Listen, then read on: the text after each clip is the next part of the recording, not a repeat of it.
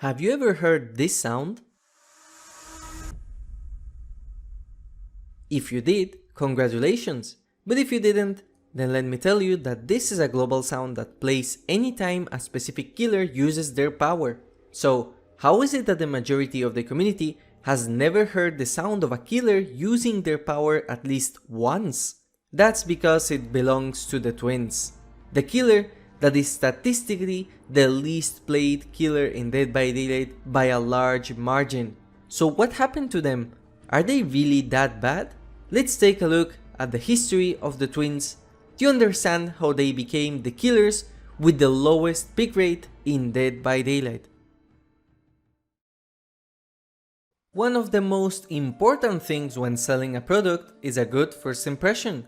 The twins were first revealed back in the 10th of November 2020 as part of the PTB. And let me tell you, it was really bad. The twins had for that time one of the most unique power concepts in Dead by Daylight. Instead of playing as a single killer, you were able to control two: Charlotte, the big sister, and Victor, the small brother. It was the first time in the game that we got one of the powers that the community wished for a long time. Something that the Legion should have been, but this PTB was a very buggy mess. Some of the new perks didn't work as intended, and there were a lot of bugs with the twins' power, like animation bugs or getting soft-locked and not being able to move. But the community was understanding, because PTBs are for that. Previously to the twins, we got the BLIGHTED, and his PTB was even worse than the twins as he was straight up unplayable. Or how about the Ghostface PTB, on which his power didn't work at all and you could be revealed instantly even when survivors didn't know you were on their screen. But it didn't matter in the long run because those bugs were fixed, and BLIGHTED is even regarded as one of the most fun and strong killers to play as in Dead by Daylight. The twins did not get that privilege at all, because the bugs that were in the PTB persisted even after the live release. This chapter got instantly bombarded with the very negative reviews, making it one of the least positive reviewed DBD DLCs on Steam, with a mixed review to this day. The twins had animations problems, with Victor being completely misaligned or even floating in the sky. There were strong problems with Victor getting stuck everywhere. Lockers didn't work at all with Victor. Behavior for some reason forgot that lockers existed completely, and they didn't add an interaction with Victor even after the live release of the DLC, so during a small period of time, survivors could be injured even when inside one.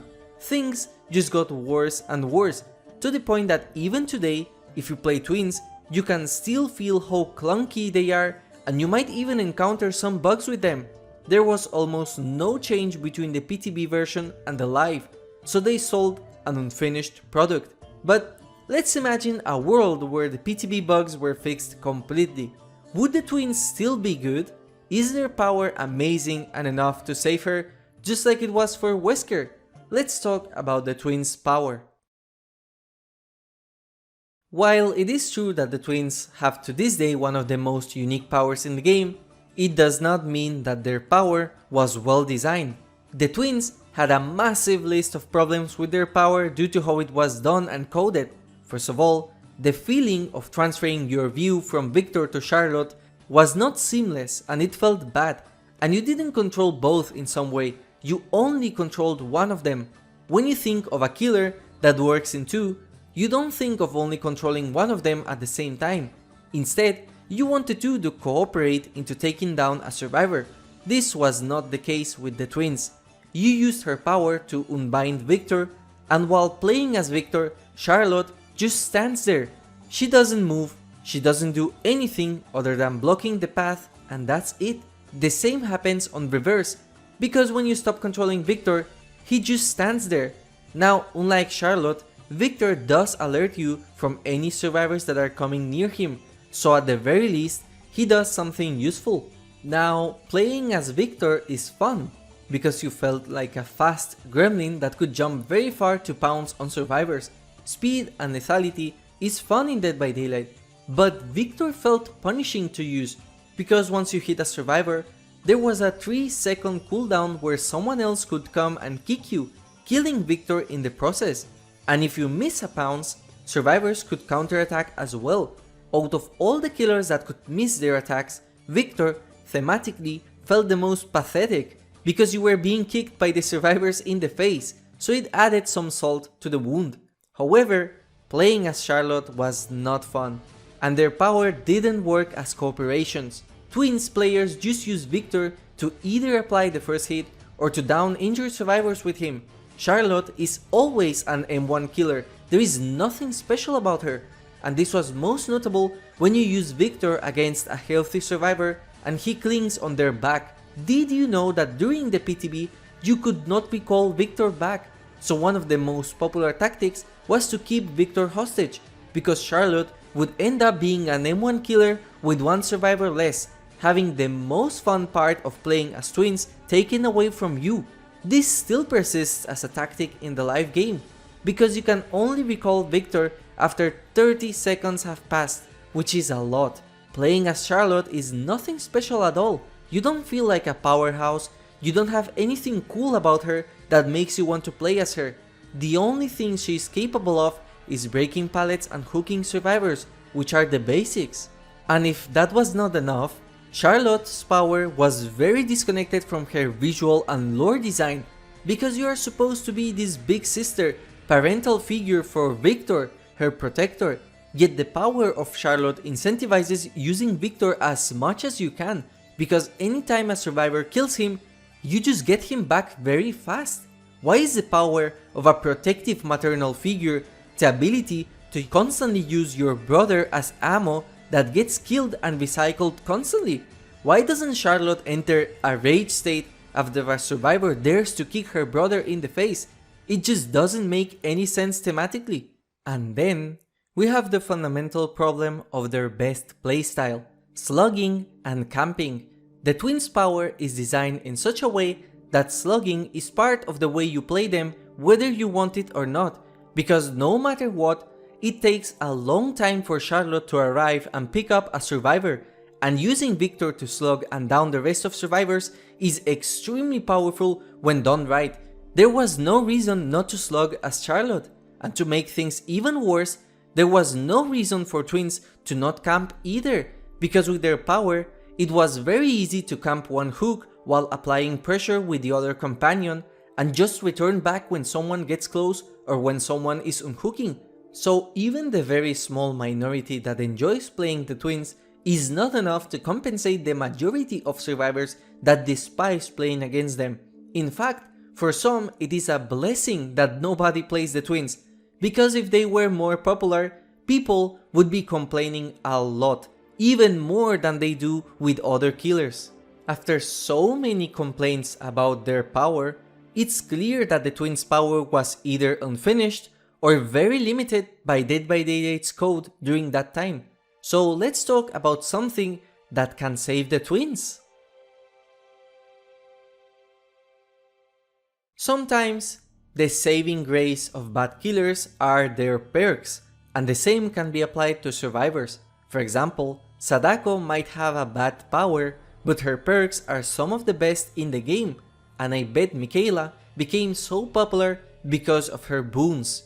None of the perks in this DLC had any place in the DBD meta, and in fact, for the first time ever in the history of the game, basically none of the perks in the DLC worked. And you might be thinking, you are only exaggerating this to give flair to the video, but this is not true. More than half of the perks in this DLC were completely bugged, as you can see in Dead by Daylight's most ridiculous list of known issues ever in the release of a DLC.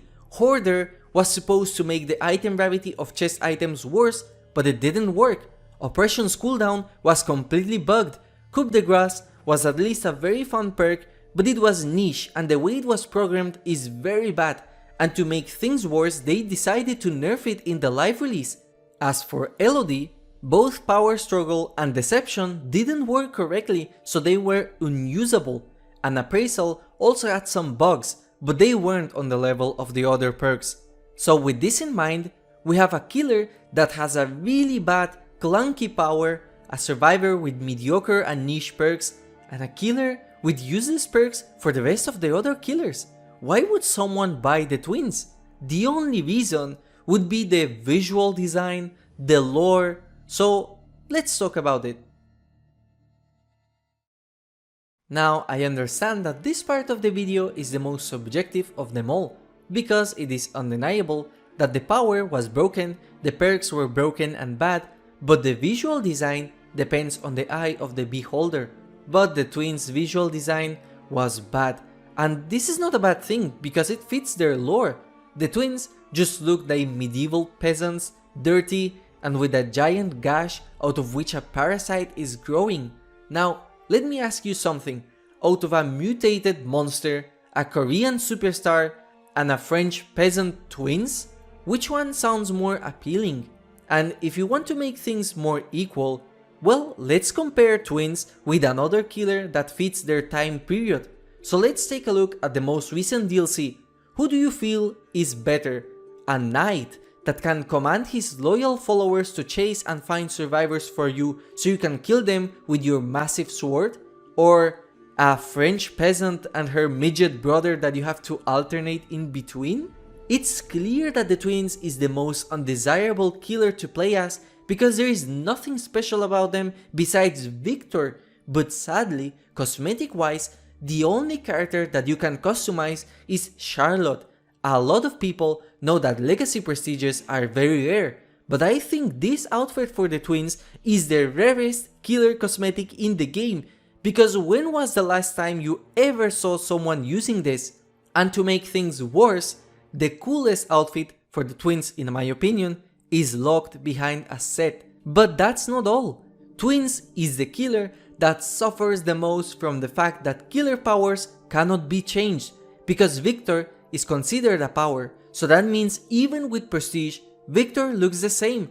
And this is a problem for the future of the game, because essentially it means that if twins got a ultra rare cosmetic, Victor would still look the same. If twins gets a blighted outfit, Victor would still look the same.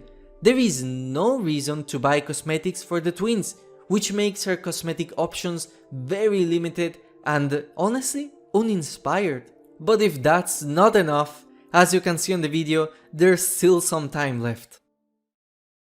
The horse is already dead, but we are still kicking it, just like behavior is kicking the twins, because even after all the problems I have told you in this video, the only major changes that twins got, besides the before mentioned recall mechanic and locker interaction, is straight up nerfs.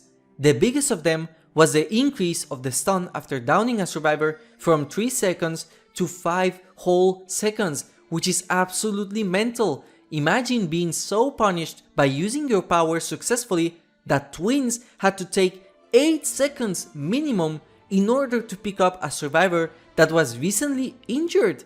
Imagine if Wesker had to complete an entire monologue after downing a survivor with his power, because that's exactly how it feels.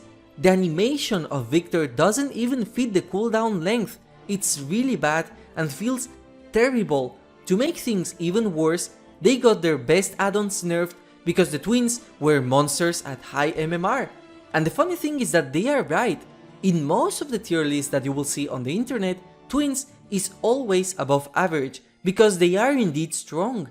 Twins is far from being a bad killer like the Trapper. They are very strong when played right. So the fact that even while they are strong, people still don't choose to play as them says a lot about this character. And let's not forget the fact that every patch the twins gets worse, like with the inclusion of perks like Boon Exponential or the future base kit Unbreakable patch that will ruin any chance of twins getting a hardcore snowball. And guess what? Behavior said that they are not giving up on twins, and that we will get a rework for them in the future, possibly in a mid-chapter. But they said this months ago. If you enjoyed this video, make sure to comment down below which chapter should be next. Have a nice day.